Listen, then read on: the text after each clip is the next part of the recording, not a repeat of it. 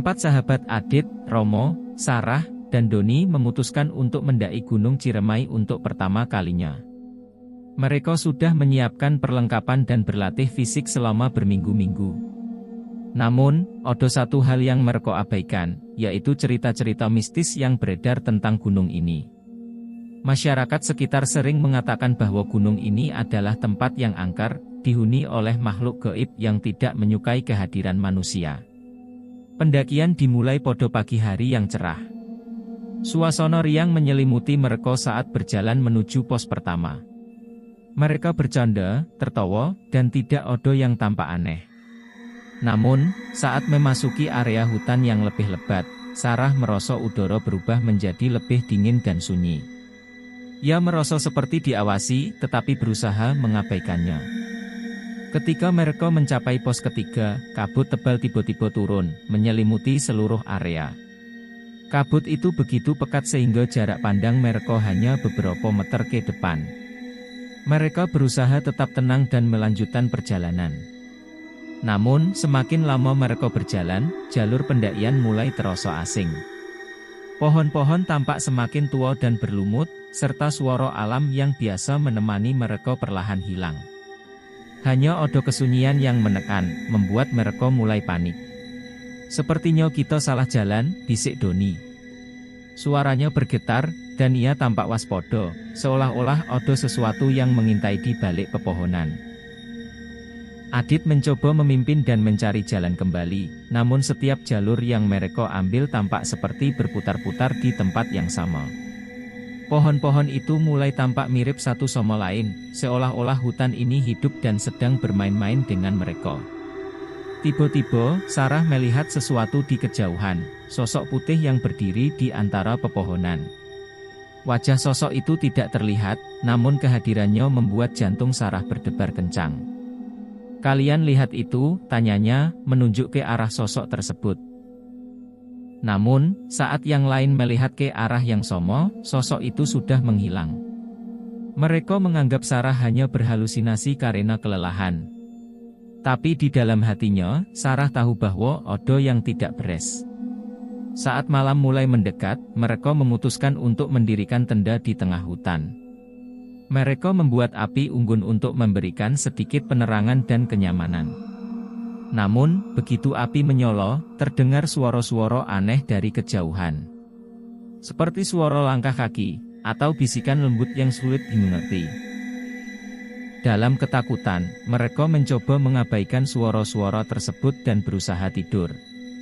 Namun, setiap kali salah satu dari mereka menutup mata, mereka merasa ada sesuatu yang mengelilingi tenda mereka.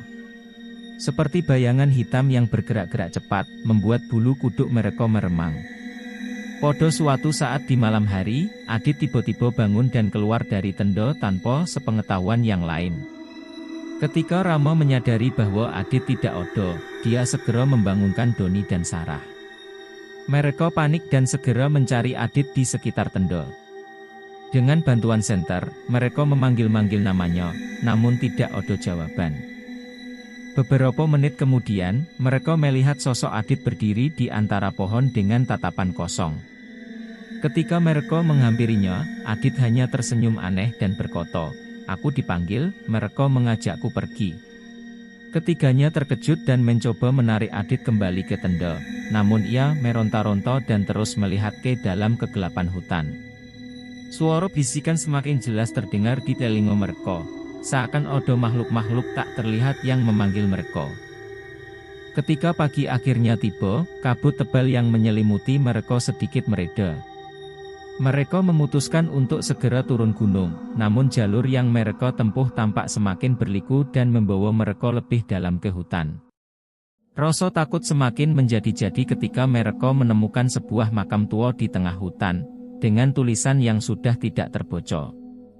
Sepertinya makam itu sudah sangat lama ada di sono, terlupakan di antara rimbunan pohon. Saat mereka melangkah lebih jauh, Romo menyadari bahwa tanah di sekeliling mereka semakin lembab dan berbau busuk. Tanah itu tampak seperti telah lama tidak diinjak oleh manusia. Di tengah kepanikan, mereka berusaha untuk tetap tenang dan fokus mencari jalan keluar. Namun, semakin lama, suara-suara aneh mulai terdengar kembali. Kali ini lebih jelas dan nyoto.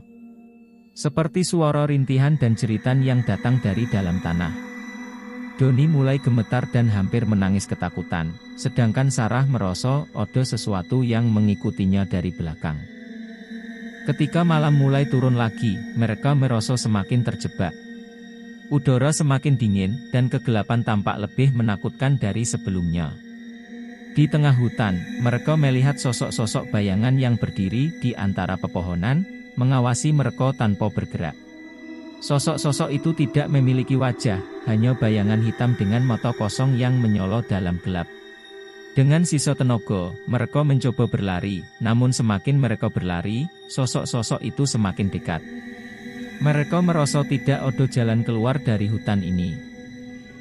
Ketika fajar akhirnya tiba, kabut perlahan menghilang, dan mereka menemukan diri mereka berada di jalur yang benar.